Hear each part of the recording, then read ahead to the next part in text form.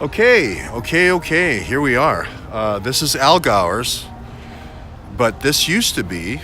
We're in Glenview, Illinois. Okay, so let's do a little orientation. Where you see those antennas way over there was Glenview Naval Air Station. Now, Glenview Naval Air Station is where Marines trained. I think it was the 94th Naval Wing trained. Used to be quite the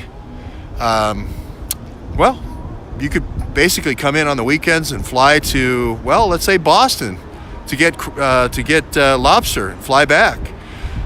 What the heck? You needed to put in your hours to train. Now, this story I've been sitting on literally for months, with more than months, with Deep Uranium. He was a pilot at Glenview Naval Air Station and then moved on into other contracting work. But that's where the drug pilots train. So that just gives you a sense. Now, it's all closed in 1995. It's all shops and real estate development now. But the reason why the Chicago mob chose that, or made sure that that was where you trained for drug pilots, was because the mob was over here. Before it was Algowers, Sam Giancana owned this, and it was called Villa Venice, or Villa Venice, I think is what they called it. And they actually had a gondola. I know you're going to find that to be a little bit hard to believe. Right behind me on the Des Plaines River. They used to call it the Dirty Des Plaines River. They're going to say, George, this is all getting complicated. Well, just think of it like this. Mafioso want to feel like El Capo. Capo maybe comes from like Capone, right? El Tutti Capo is your number one. You're the top mafia boss, right? They wanted to feel like, they were in Italy, like El Capo, Tutti Capo. So they wanted the gondola up and down this river, the Des Plaines River. Now, at the other end of the Des Plaines River is where we were in Rosemont, where we had the Bio-Recovery Center, where we had the Rosemont Casino.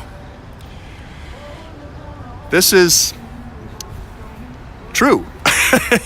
So now there was another guy over here at this Navy Air Station, a guy named Oswald, who was a Marine pilot, but we'll go into that later. I put that out on Twitter. So here we are. Let's move back in time. You're with Sam Giancana. Giancana died in like the 70s, but it was the training spot for the CIA and drugs. This is where kind of we move out of Lucky Luciano with the ship traffic, with the Hellowell plant, and now the Navy takes to the air with the drugs. And I'm talking about a very small segment of Navy and organized crime. Okay, so it's Algowers. I actually spoke with somebody who worked here while the mafioso ate here, worked here for years. It's Bernie Bridges, so you can check my work, okay? I think I can say that. I'm going to probably get a hit. I'm going to get a copyright hit for the Eagles there. I'll sing it, and that way I won't get a copyright hit. But we're going to go around back here. I'm going to confirm with Bernie Bridges everything I said, just so you know that I'm not making stuff up. So was Algowers? You want to? No.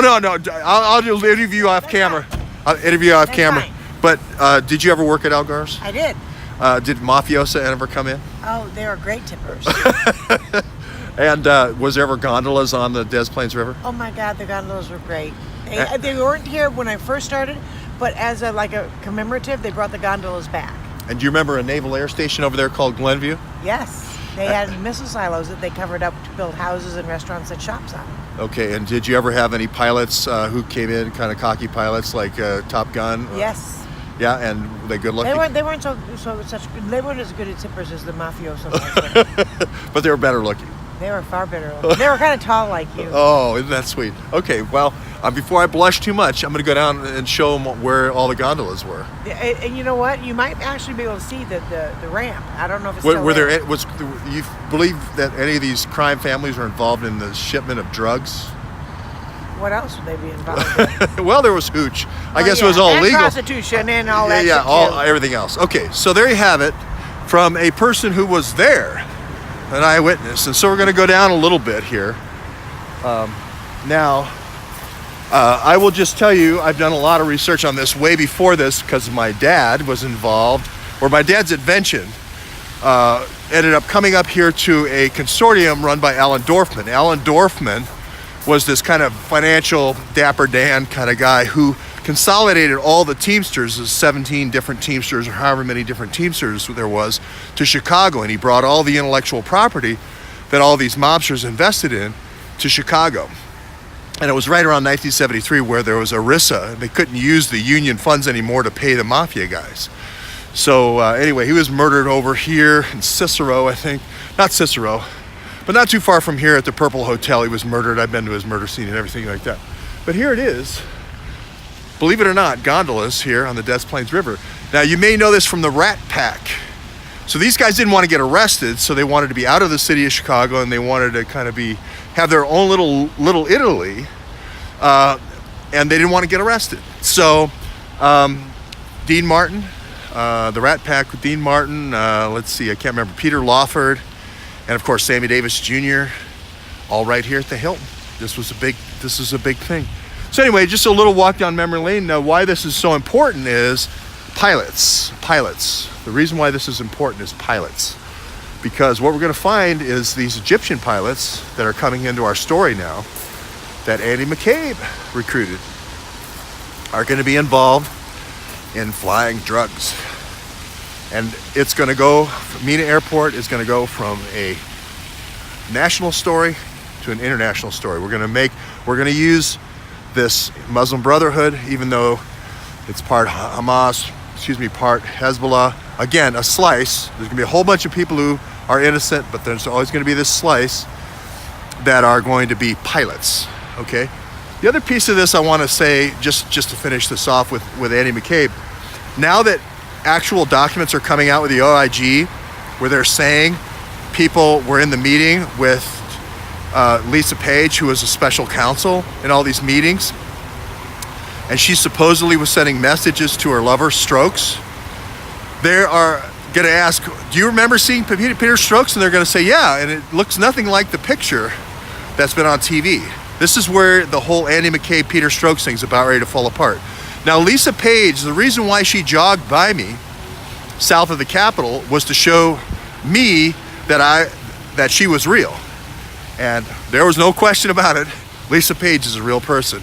The person who's not currently, well, the Peter Strokes we see on television is one of several Strokes. If you haven't remembered, we did a whole bunch of series on, there was one in Corpus Christi, there was one in San Diego, there's going to be one in Boston, there's going to probably be one in Chicago. But all the Strokes the last name's fake. They were all named after the other Peter Strokes, who was actually running the operation, the Russia operation. Okay, we're gonna go running the Russia operation. So all the keystrokes go into the Strokes email Dropbox. So when Lisa Page is writing some significant thing like, hey Andy, or hey Peter, they're going to raid Andy's house this afternoon at about 4 p.m. That's really terrible, isn't it? And hey, can I come over later and get a back massage? That really isn't a message to Peter Strokes. That's a message to Andy and the shared Dropbox to say, hey, hide all your shit because they're coming over at 4 p.m.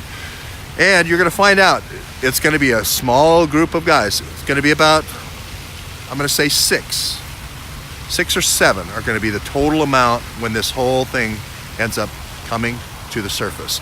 It's going to be the Strokes, the 3 Strokes we've identified, and it's also going to be, I believe it's going to be Priestap, it's going to be McGarity, Gaddis, let's see, who else? Carden. Maybe a couple of other DOJ people, obviously the Orrs and stuff, but it's not going to be a big group. It's going to be a surprisingly small group. But even a surprisingly small group with all the intelligence and the inside line looking at everybody's email knows when people are catching up with them or not. But the backbone of the Blackberries has been broken with the Awans. It's going to be the Awans on one side of the house. It's going to be this new guy, Mustafa, on the Senate side, in charge of all Senate correspondence.